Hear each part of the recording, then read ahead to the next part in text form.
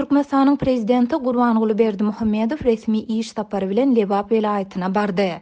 Prezidentiň Lebap'a garaşylmadyk bu sapary dünýäde täze koronawirusyň ýaýramagy bilen bagly welaýatda karantin zonasynyň ýerleşýändigi we ähli halkara uçurlaryň Lebapyň Türkmenabad şäherine goňýandygy baradaky habarlaryň ýa-da gawat geldi. Türkmen Döwlet Habarlar Agentliginiň 12-nji martda çap eden habarynda prezidentiň saparynyň çäginde welaýatyň senat ösüşi bilen baglanşykly meseleleriň we täze kärhanalary gurmak ýaly dürli taslamalaryň ara alınıp maslahatlaşyljakdygy ma'lum edildi. Azatlyk radiosynyň Lebap welaýatyndaky bir-birinden garaşsyz habarçysy we çeşmesi prezidentiň Lebap'a sapar edýändigi barada baryp 11-nji martda habar berdiler. Häzir prezident Lebap'da prezidentiň gelenligi barada hiç ýerde aýdylanok. Lebaplylar onu şäheriň içindäki arasaçylyk bilen bagly başaýlyklardan ýa bolmasa ýollaryň ýapylmagyndan aňýarlar. Şeýlede il arasynda onuň geljekdigi baradaky gürrüňlerden bilýärler. Prezidentiň gelen magty bolsa howpsuzlyk çäreleriniň güýçlenendigini görýärler. Dünden bäri şol alamatlaryň ählisi bar diýip gizlinlik şertinde söhbetdeş bolan habarçy aýtdy. Döwlet başçysynyň Lebapyň ýokunç keseller hassahanasynyň ýagdaýyny öwrenmekçi bolýandygy aýdylýar. Şeýlede garlyk şäherçesiniň golaýyndaky sement zawoduna barjakdygy barada gürrüňler hem bar diýip habarçy aýtdy. Adatlyň Lebapdaky karantin zonasyna ýagdaýlardan habarly çeşmesi soňky günlerde bu ýerde gyzgalaňly ýagdaýyň dowam edýändigini we bu ýere prezident Berdimuhammedowyň baryp görjekdigi barada gürrüňleriň bardygyny belledi. Karantin zonasynda dükçör gonar ýaly zowluk döredildi. Bu zowluk çadyrlardan 700 metr çemesi uzaklykda ýerleşýär. Bu ýerde bir näçe sany ak öý hem gurdular diýip Lebaply çeşme gizlinlik şertinde 11-nji martda ýerden gürrüň berdi. Azatlyk radiosy ýokurda aýdylan ýagdaýlar barada Lebap vilayet häkimliginden kommentari alyp bilmedi. Bellemeleri prezidentiň bu sapary dünýäde täze koronawirusyň ýaýramagy bilen bagly Türkmenistanda ähli halkara uçurlaryň Lebapyň Türkmenabad şäherine goňýandygy we vilayetde karantin zonasynyň ýerleşýändigi baradaky habarlaryň ýa-da gawat geldi.